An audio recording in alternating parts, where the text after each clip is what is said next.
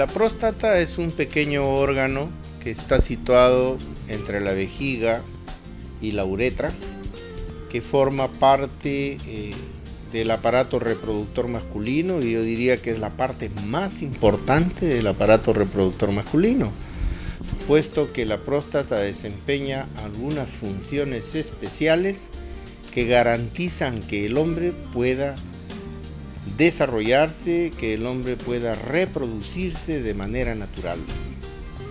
La próstata va a producir una secreción importante conocida como antígeno prostático específico, que es una proteína producida solo por las células prostáticas, que lo que hace es licuar el semen, que se mantiene conservado en los varones en un moco muy espeso, logrando hacerlo moco fluido, y con esto permitiendo que en el momento que el hombre eyacule, los espermatozoides puedan viajar libre y raudamente hacia el encuentro del óvulo para poderlo fecundar.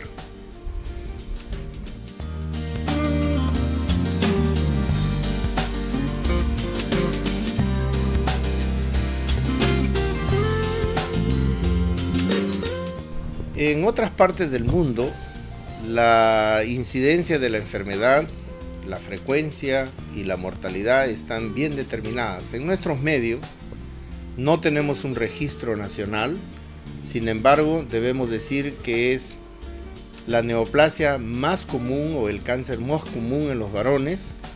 Alrededor se diagnostican de 25 casos por cada 100.000 habitantes, y la mortalidad en nuestro país es muy alta, comparada con los países desarrollados como Estados Unidos, por ejemplo, donde la mortalidad es entre el 4 y el 5% de los hombres diagnosticados. Lamentablemente en nuestro medio las cifras son abrumadoras. Más del 80% de los pacientes diagnosticados en nuestra realidad se van a morir a la larga por cáncer de próstata.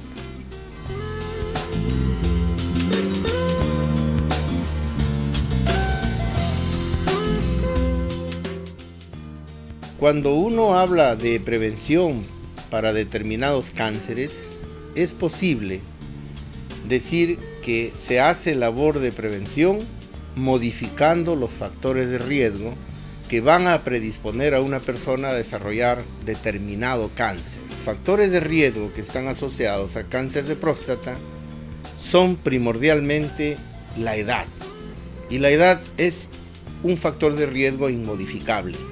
Nadie puede detener el avance del tiempo, y un hombre va a envejecer sí o sí. Y conforme aumente su edad, por encima de los 50 años, aumenta su riesgo de tener cáncer. Ese probablemente es el primer factor de riesgo. El segundo factor de riesgo es la historia familiar. Cuando un padre tiene cáncer, el hijo tiene 4 veces más riesgo de hacer cáncer que otro hijo cuyo padre no tiene esa historia. Y si hay un hermano afecto en la familia, el riesgo de tener cáncer aumenta 11 veces. El tercer factor de riesgo es la raza. La población negra tiene mayor riesgo de desarrollar la enfermedad, es lo que dicen los estudios iniciales. Se ve mayor incidencia de cáncer en la población negra, y además se ve cánceres mucho más agresivos con una mayor mortalidad que en la población blanca. Y ese es otro factor de riesgo que resulta inmodificable. Lo que tenemos que hacer básicamente es diagnóstico temprano de la enfermedad, con el propósito de hacer diagnósticos oportunos de cáncer localizado que nos permitan, con los elementos de tratamiento de los que disponemos ahora, recuperar la salud.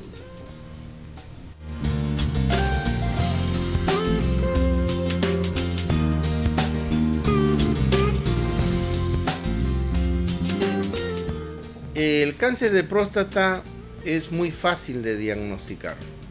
Hay 2 elementos que son importantes para el diagnóstico. Uno de ellos es el examen clínico.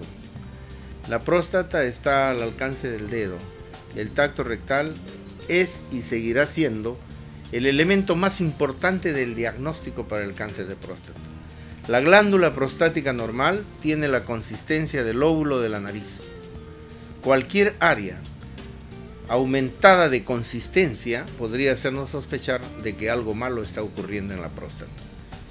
El siguiente de los elementos de diagnóstico es un examen que se hace en sangre determinando el antígeno prostático específico. Normalmente, los varones no debemos tener más de 4 nanogramos por mililitro de antígeno prostático específico circulando en la sangre. Todo valor por encima de 4 debe al médico llamar la atención y hacerlo investigar cuál es la causa de esa elevación.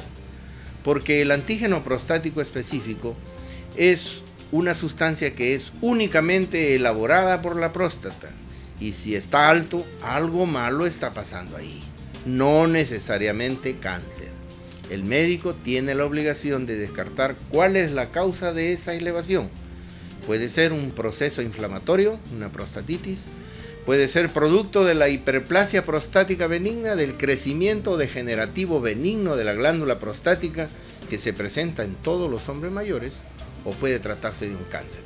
Ya el médico hará las disquisiciones a que hubiera lugar para llegar a un diagnóstico certero.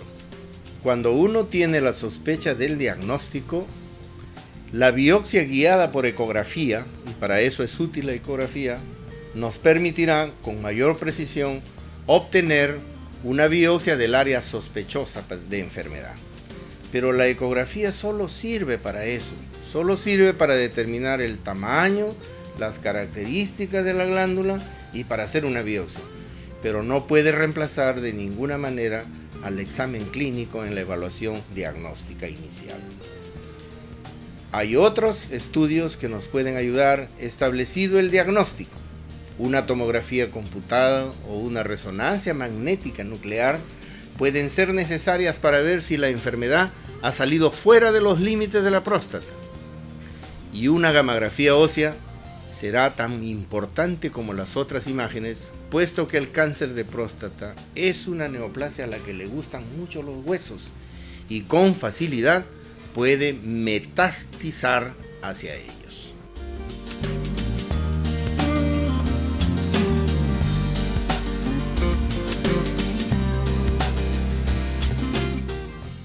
La hiperplasia prostática benigna es la degeneración, vuelvo a repetir, benigna de la próstata que va a experimentar todo hombre mayor. A los 20 o 30 años, la próstata tiene un volumen que no es superior a los 20 centímetros cúbicos.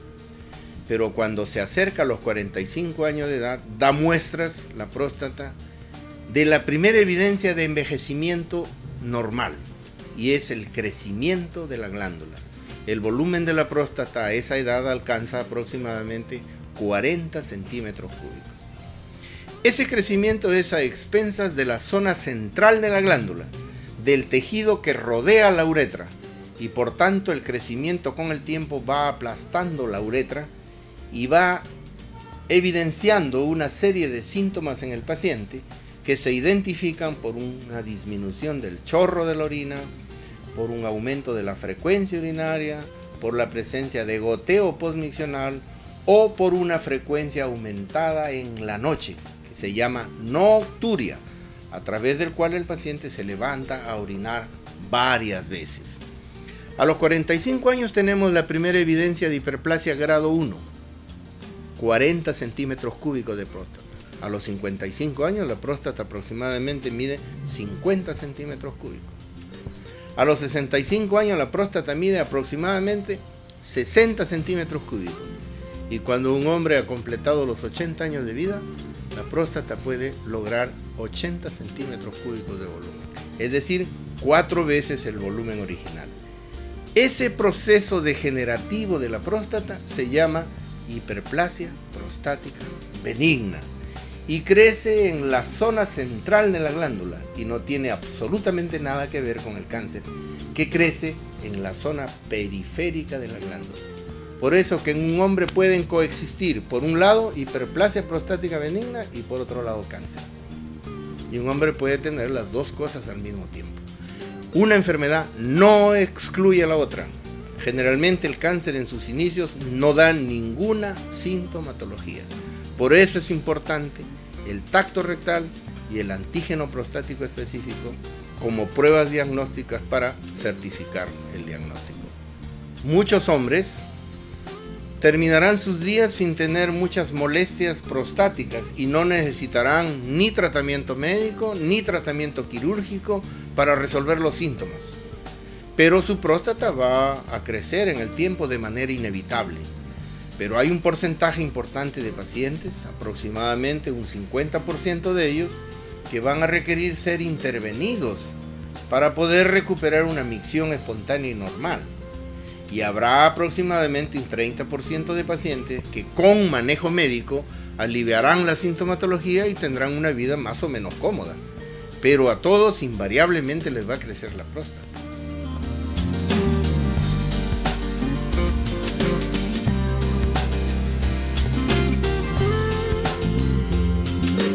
Estadio clínico 1, que habla de enfermedad que afecta un solo lado de la próstata. Estadio clínico 2, en el cual hay compromiso de ambos lóbulos de la glándula, pero aún la enfermedad está localizada dentro de la próstata.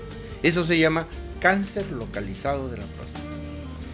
Hay otra condición en la cual el cáncer ha excedido su crecimiento local, rompe la cápsula prostática y puede comprometer los tejidos vecinos. Se llamará un cáncer estadio clínico 3, cáncer localmente avanzado.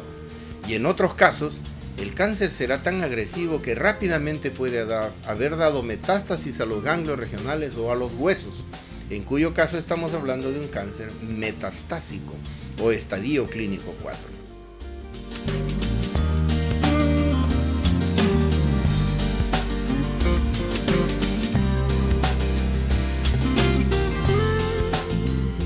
Lo primero que tiene que hacer son estudios que se llaman de extensión de enfermedad.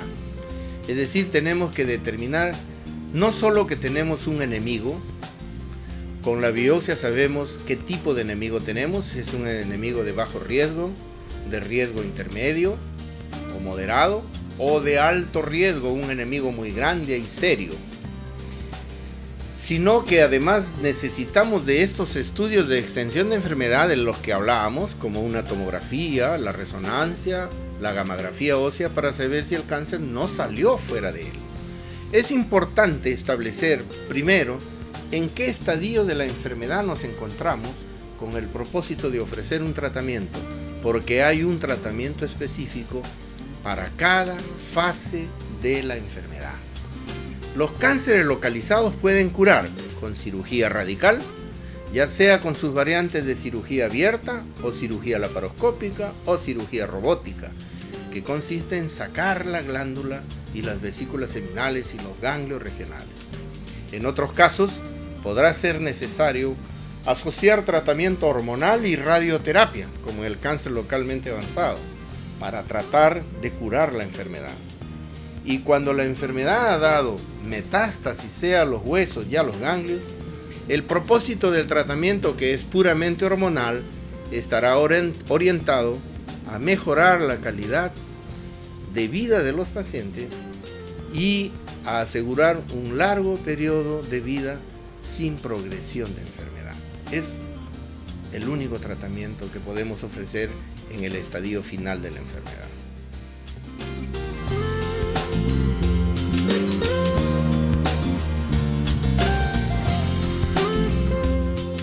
No existe ninguna relación entre la historia sexual de los individuos y el cáncer de próstata.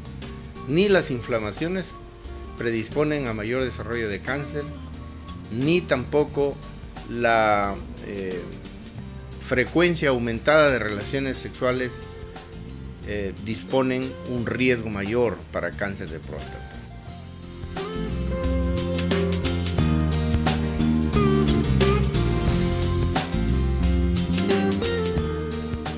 Atendiendo los factores de riesgo para esta enfermedad, sabiendo que la edad es un factor importante y que la incidencia del cáncer aumenta conforme el hombre envejece, sería prudente que los hombres que no tienen historia familiar de cáncer a partir de los 50 años pudieran al menos acudir a una cita con un urólogo una vez al año y hacerse un examen dígito rectal y un antígeno prostático específico.